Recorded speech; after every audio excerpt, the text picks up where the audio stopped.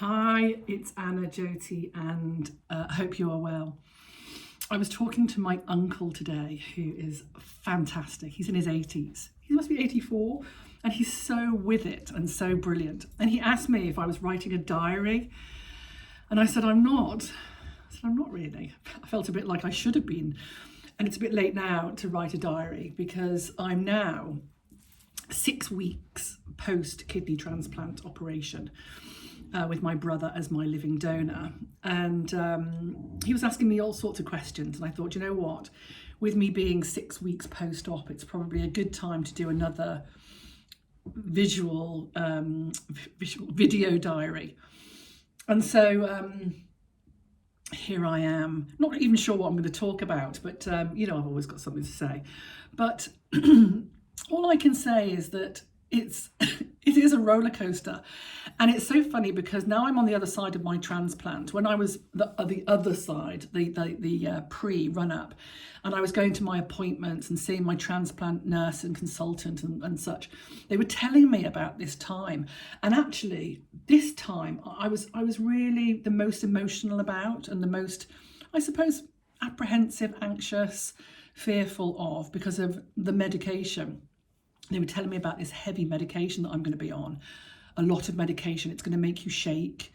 It's going to make you put on a lot of weight. It's going to make you quite depressed. It's going to make you this and that and the other. And they were telling me all of that. And I would just burst out crying, just going, I don't want that. I don't want that. And they told me many times, it wasn't like, oh, it could. It said, no, this is what's going to happen to you. And now I'm right in it. I'm right in that phase of taking strong medication. I'm on a very heavy immune suppressant medication. I'm on a lot of steroids. I'm on medication that protects my stomach from all the medication. I'm on two antiviral medications so that I don't get any viruses. I'm on aspirin. I'm not taking any pain relief anymore because I was on a lot of pain relief, but I'm not on that anymore. They want to put me on a blood pressure tablet now because I call it my old kidney, but my kidney that was failing. So if you've watched my videos before, I've got two kidneys. One of them is like a little bean, like is 4 centimeters and doesn't do anything. That's been there all my life, not doing anything. And the other kidney has been a sort of, I think it was 10 centimetres and failing. There's different types of kidney failure, and mine was called kidney reflux. And basically, they don't quite know why some kidneys fail, because I'm going to live very happily, and so is my brother, with one fully functioning kidney. But he said sometimes, the glomerular filtration doesn't filter, or you don't get enough blood supply. There's little blockages, or for me, I think it's the glomerular filtration. It's where the arteries go into the kidney to filter uric acid, and mine don't filter very well. And I think that mine allows too much protein into my urine. It also sends off a hormone, I think it's called the aldosterone, I think. And it basically sends your blood pressure very high, which is not great. Anyway, and basically indicates the body that it's very stressed. And also my kidney wasn't processing potassium, or too much. It didn't want to. You're not allowed to have too much potassium. So anyway, with kidney failure, your blood pressure goes high. So yesterday they said my blood pressure was high because my other kidney is now failing. Which means, again, that I would imminently be approaching dialysis. So again, for that, I am eternally grateful. I also get very emotional all the time, so hopefully I won't cry. But that's part of the medication. But also this process is so humbling. I mean, so utterly humbling. But that's not what I was here to talk about. But maybe it is what I was here to talk about. But 6 weeks post-op now, I'm really mobile, and my wound has completely healed. I've got this big wound. It's about this long. It goes sort of from my abdomen down underneath to my top of the bikini line. There's teacher having a whinge. Right, teach. And that's completely healed. But what is healing now, which I get little sharp pains and tightening, is all the muscles and the nerves underneath and in, because the incision was so large and deep to place the kidney into into my body, into the pelvic cavity. I'm not going to show you, but it's sort of at the front, and it actually still protrudes quite a lot. So it is still quite swollen, and it is still quite protruding. Both the consultant and my transplant nurse said that I have a large kidney. So my brother, who is over 6 foot, has given me a massive kidney that may in fact protrude. Although yesterday when I spoke to the consultant, she said it will drop back and sit down a little bit. So I don't know. I don't see myself having a washboard stomach anymore at 54 years old. Maybe. Anyway, I've been walking a lot, not a lot of distance, but I've been walking every day. And actually I am increasing that, and I do want to walk a lot. And the idea is over the next 6 weeks that I do up my steps. I think I've been doing about 5,000 steps a day, which is just under 5k. It's like 4,000, 4k, something like that. 5,000 steps, about 4k. So yeah, I've been doing that. And just so many things. I won't go into what I've been doing, but just more on a level of progression and how amazing the body, our bodies recover post major surgery. And even with some back surgeries, and they get you up straight away.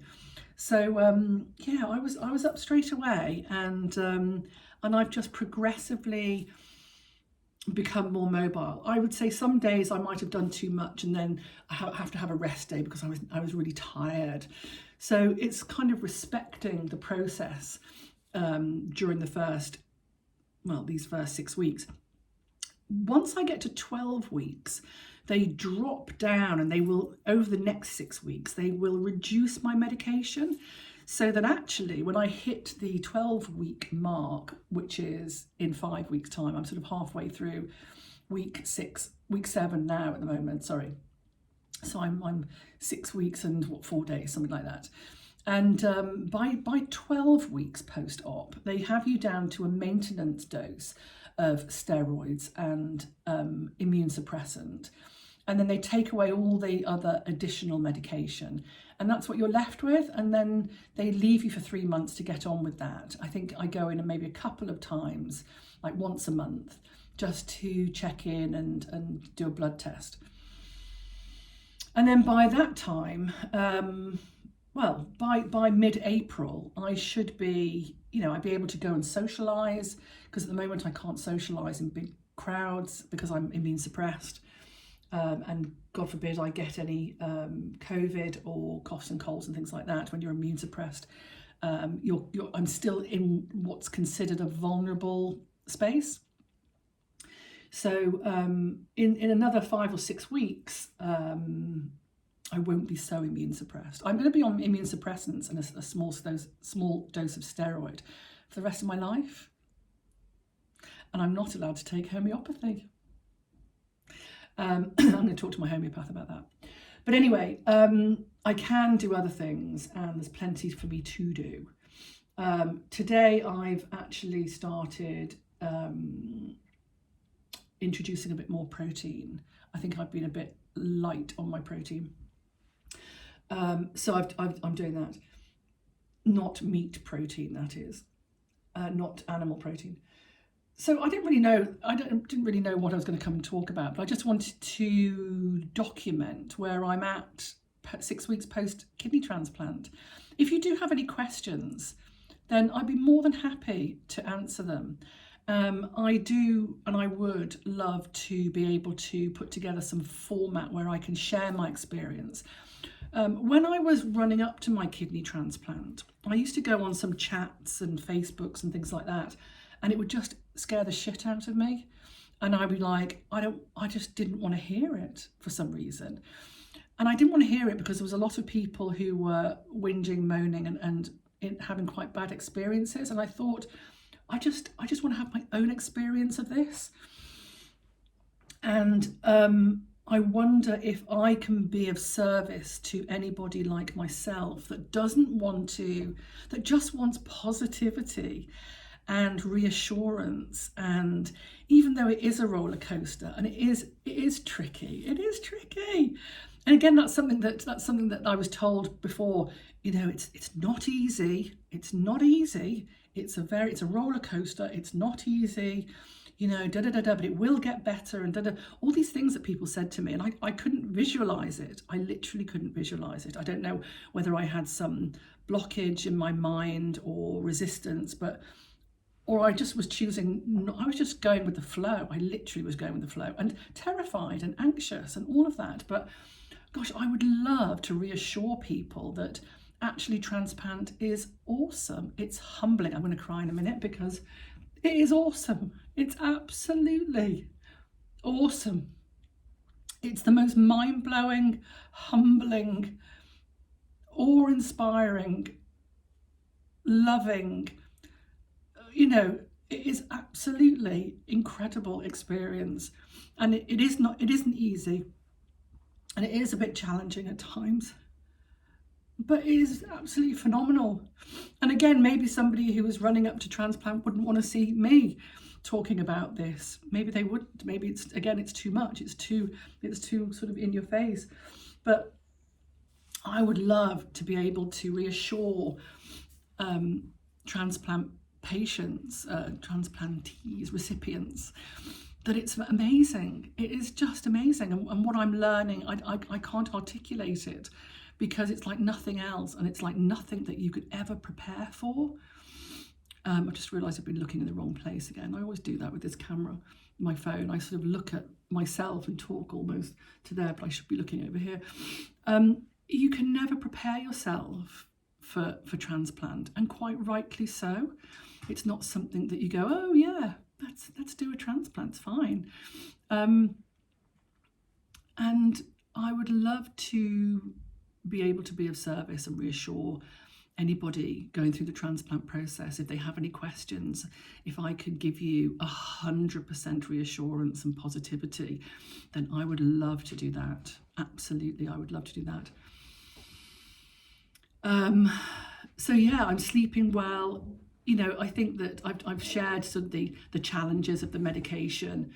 Other than that, I'll tell you what else is a bit of a challenge is being, such an entrepreneurial, expansive mind, busy mind, kind of gal, and resting and doing nothing is interesting, but I'm enjoying it actually. There's a couple of things I'm studying which I love, so I'm going to go and do some studying now, and some reading and resting and light a fire, and then I'm going to go for a walk. And it's lovely actually, sort of having time to myself. I think being alone every day is interesting. Maybe that's another share, is being alone every day. Yeah, I'll save that one, because that's interesting, considering I'm always with people. I'll talk about that. I'll have a think about how I want to share that. Anyway, I've got to go. I haven't got to go anywhere, but I'm going to leave you to it. So thank you for listening. This is really for just to document and keep a tab on my recovery through my transplant, but also, like I've said, if I can help anybody and champion and support. And I did have a few lovely women who had transplant who were right by my side as well. Not right by my side actually. They were there in the background going, it's not as bad as you think, because you don't know what it's like. Anyway, I'm gonna leave it there. So thank you for watching, and thank you for listening. If you have made it all the way through, it's almost 15 minutes. But yeah, thank you for watching.